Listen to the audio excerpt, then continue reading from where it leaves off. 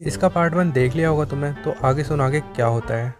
मेरे दिमाग में एक खुरापाती आइडिया आता है। वो अमीर है और जल्दी ही मरने वाली है, तो उसका सारा पैसा कौन लेगा? उनका लविंग डविंग हस्बैंड, जिसके लिए वो सब कुछ छोड़कर चली जाएंगी। तो वो लास्ट वुमेन जिनसे मिलने में गया था, लेकिन एक ट्विस्ट आता है। ये मेरी लाइफ की सबसे बड़ी गलती होती है जो मैंने मेरी लाइफ में की हो। तो मैं उनके घर जाता हूँ। क्या शानदार घर था, और ऐसा घर जो मैंने पहले कभी नहीं देखा था। तो मैं हर वीक हर शाम को वहाँ जाने लगा। तो अब मैंने मेरे प्लान को आगे बढ़ाने की सोची। तो हमने दारू पी और हाथ पकड़े और बोला, I wanna marry you, I know you have a much time, तो जब तक है मैं तुम्हारे साथ जीना चाहता हूँ। उसके बाद उनकी आंखों में आंसू आ गए मेरी बातें सुनकर। तो हमारी शादी कराने के लिए उनका एक अजीब सा दिखने वाला दोस्त आता है, और जिसे देखकर ना उल्टी आ रही होती है। लेकिन मुझे क्या, मैं इन चीज़ों पे ध्यान नहीं देता। तो मैंने उस दिन है ना शो अप करना शुरू कर दिया। एक कॉस्ट्यूम पहनी और एक वेल ली और एक बुके और वो पूरी सेरेमनी में रो रही थी, और मैं भी रो रहा था क्योंकि उसका सारा पैसा, घर, कंपनी शेयर्स मेरा होने वाला था।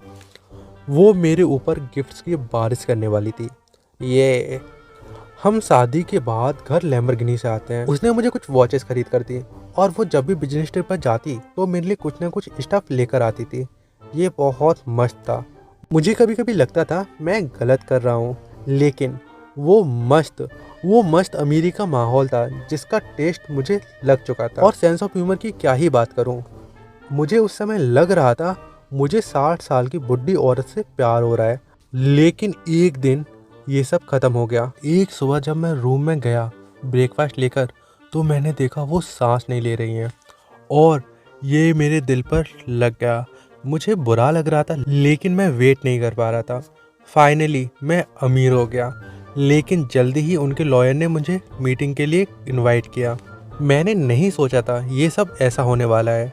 मैं रूम के अंदर गया, और वहाँ और भी लड़के बैठे हुए थे, और वो आपस में लड़ाई कर रहे थे, चिल्ला रहे थे। मैंने उन्हें शांत कराने की कोशिश की और कहा, please could you shut out for a moment, I am her husband. और तभी वो लॉयर मुझे कुछ बताता है जो मेरे गाल पर एक थप्पड़ की तरह पड़ता है। सर, आप सब लोग बोल रहे हो कि आप उनके हस्बैंड हो। और तभी मेरा दिल रुक चुका था, और मैं उन लोगों की तरफ देख रहा था। उन सब की एज सिमिलर लग रही थी, हैंडसम, और सभी के पास सेम वॉचेस थी। तो मैं शादी के बारे में बता रहा होता हूँ, देखता हूँ कि उन सभी की सेम मेरे जैसी वॉचेस थी, और उन्होंने वो सब ली और हम सबको दे दी जब वो बिजनेस ट्रिप पर जाती थी।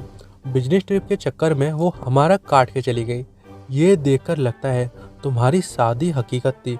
What about the company shares? What क्या?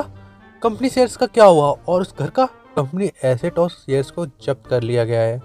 उन्होंने तुम्हें सभी गिफ्ट कंपनी के पैसों से लेकर दिए हैं। और ये सुनकर मुझे हार्ट अटैक आने वाला था। मेरे पास नहीं तो घर था, और मेरी गर्लफ्रेंड मर चुकी थी 19 साल की एज में, और मैं वहाँ से भागा कहीं मेरी किडनी फेल ना हो जाए।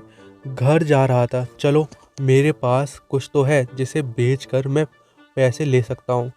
मैं घर गया, देखा वहाँ के सभी एक्सपेंसिव शेयर्स, स्टफ और सभी शेयर्स सब कुछ लेकर जा रहे थे।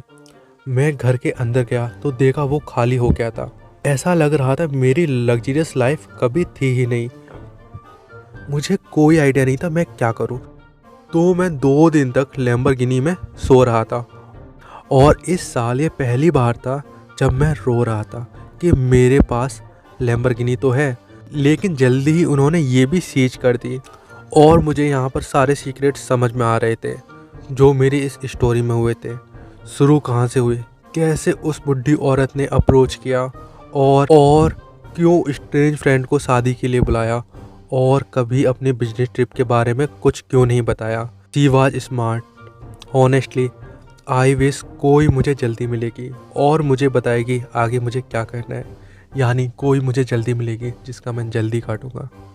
आई एम योर होस्ट पक्षी, और ये कहानी यहीं ख़त्म होती है। कल मिलते हैं एक नई स्टोरी के साथ।